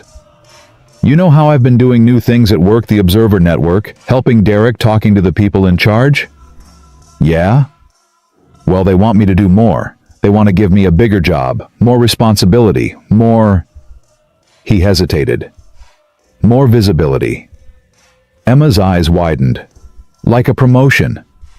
Yeah, like a promotion. Daddy, that's amazing. She jumped up from her chair and threw her arms around him. I'm so proud of you. Marcus hugged her back, but when she pulled away, he held her at arm's length. Wait, we need to talk about what it means. What does it mean? It means I might have more meetings, might have to work a little longer some days, might have to visit other buildings sometimes, which would mean travel. Emma's face grew serious. Like before, when you were an engineer and you had to go away. Not like before, I made sure of that. But some travel. Some days where I can't pick you up from school right away. Emma was quiet for a moment, thinking. Marcus weighted his heart in his throat, knowing that her answer mattered more than anything the ownership group could offer. Daddy, she said finally. Do you want the job? I don't know, I think so. But not if it means... I think you should take it. Marcus blinked. You do? Yeah. Emma nodded firmly. Because you're happy when you do building stuff. Really happy. And I don't want you to miss being happy because you're worried about me. Emma, you're my priority. You always will be. I know. But Daddy... She took his hands in her small ones.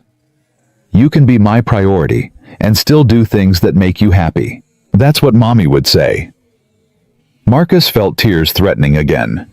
How do you know what Mommy would say? Because I know Mommy. She's in here. Emma touched her chest. And she's in here. She touched her head. And she's definitely in here. She pointed at Marcus's chest. She wants you to be happy, Daddy. She wants you to use your gift. Marcus pulled his daughter into his arms and held her tight. When did you get so grown up? I've been watching you for a year. You taught me that being brave is better than being scared. I think you taught me that. Maybe we taught each other. Marcus laughed through his tears. Maybe we did. He made his decision that night, lying in bed after Emma had fallen asleep, staring at the ceiling in the darkness. He thought about Claire. about the promise he had made at her bedside, about the years of hiding that had followed the comfortable invisibility, the slow disappearance into a role that protected him from expectation and judgment.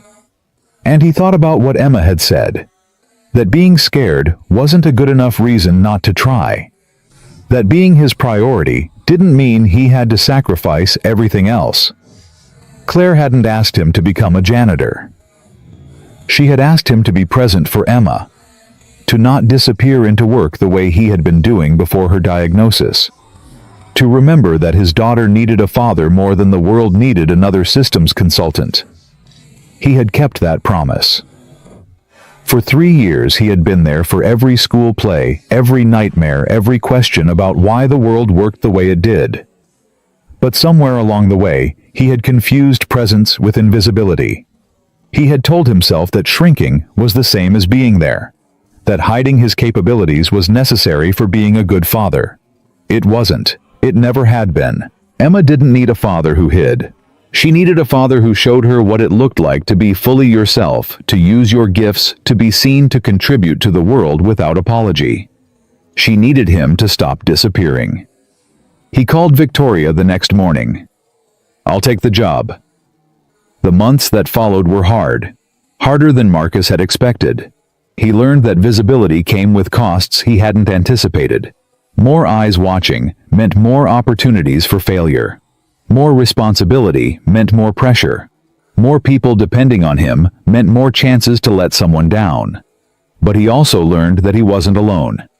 Derek became his unofficial second-in-command, handling the technical implementation of the Observer Network, while Marcus focused on strategy and training.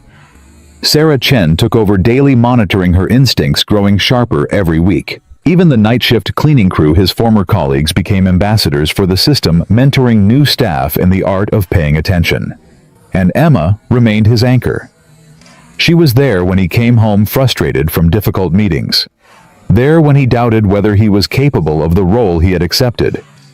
There when the weight of visibility felt like too much to bear. "Daddy, remember what you told me about the building? How it wasn't failing randomly, it was responding logically to bad information." "Yeah. Maybe that's what's happening with you. Maybe you're stressed because you're working with old information. You keep thinking you're not good enough because that's what people told you for a long time. But that information is wrong. You just have to teach yourself something different." Marcus stared at his 8-year-old daughter. "That's actually really smart." "I know," Emma grinned. "I get it from you." The 1-year anniversary of the crisis arrived on a Thursday. Victoria organized a small gathering in the operations hub, nothing elaborate, just coffee and pastries for the people who had been there when it happened.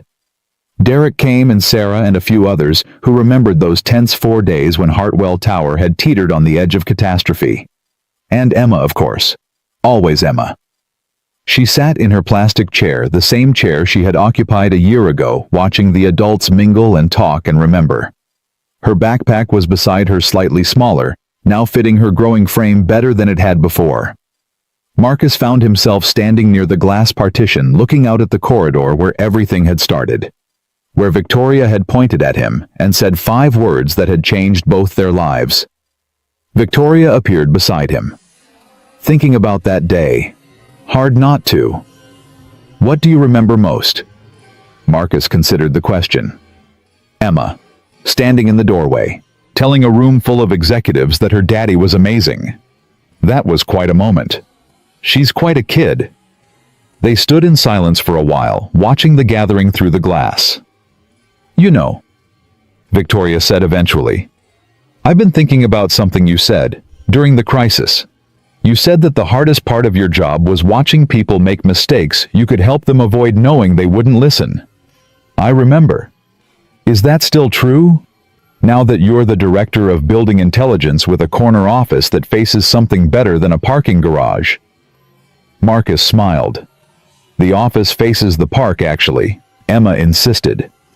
"Of course she did, but you didn't answer my question." He thought about it, really thought about it.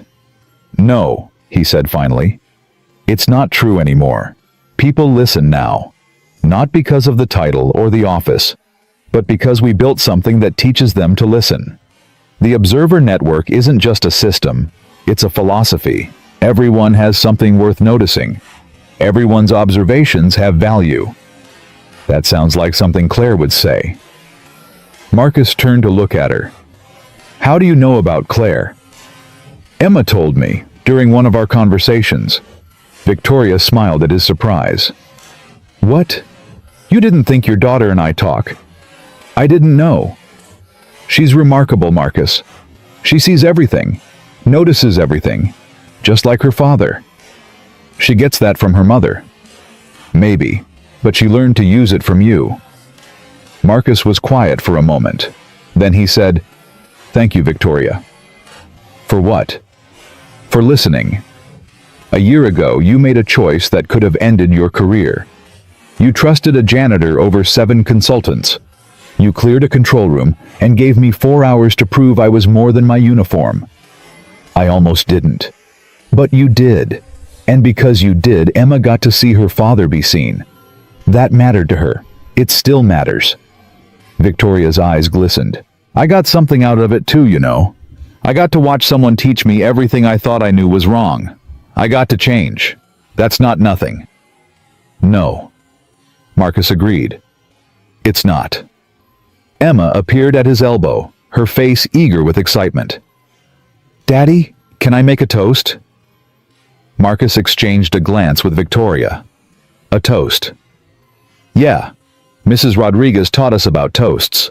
She said they're how you celebrate important things with words. I know what a toast is, sweetheart. I'm just surprised you want to give one. I've been practicing.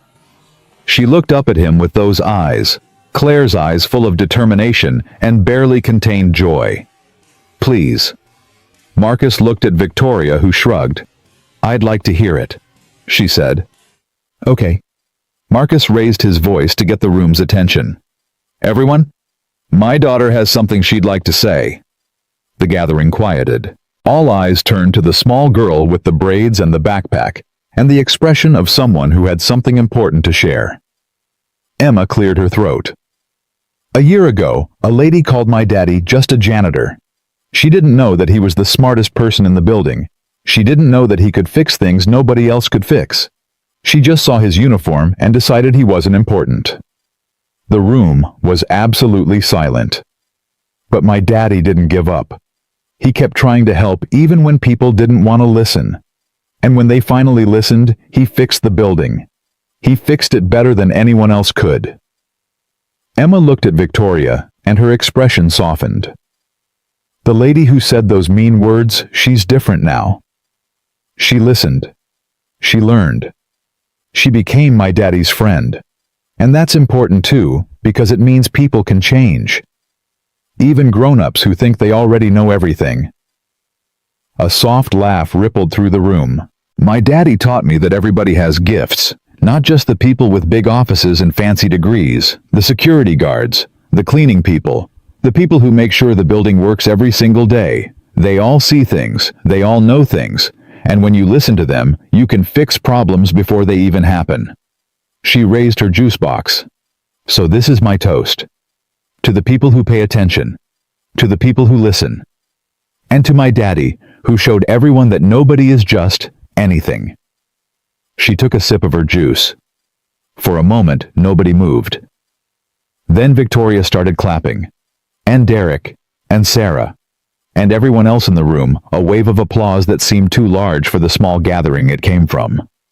Emma blushed and retreated to her father's side. Marcus wrapped an arm around her shoulders and pulled her close. That was beautiful, sweetheart. I practiced in the mirror last night. It showed. Daddy. Yeah. Is Mommy proud of us? Marcus felt his heart clench.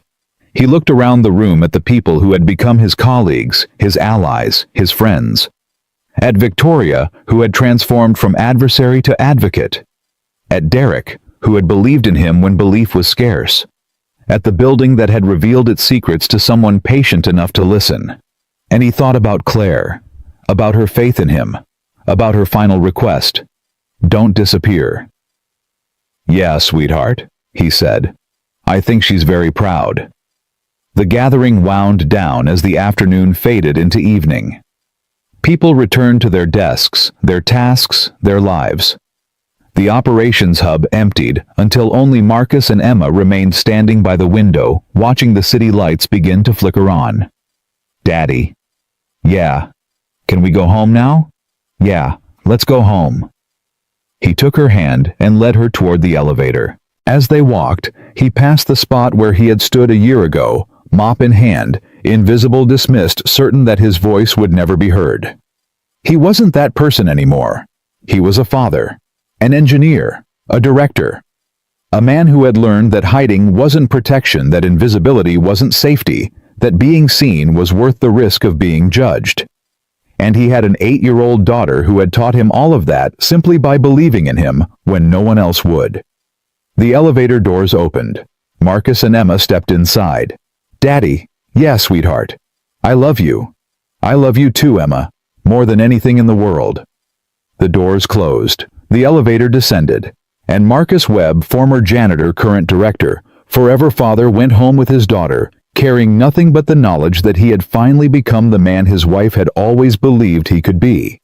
Because in the end, that was the only truth that mattered. No one is just anything. Every person contains world's hidden depths, unexpected gifts, capabilities waiting to be recognized by anyone willing to pay attention. The building knew this now. Its people knew this. And Marcus Webb, who had spent 3 years being invisible, had finally learned to let himself be seen.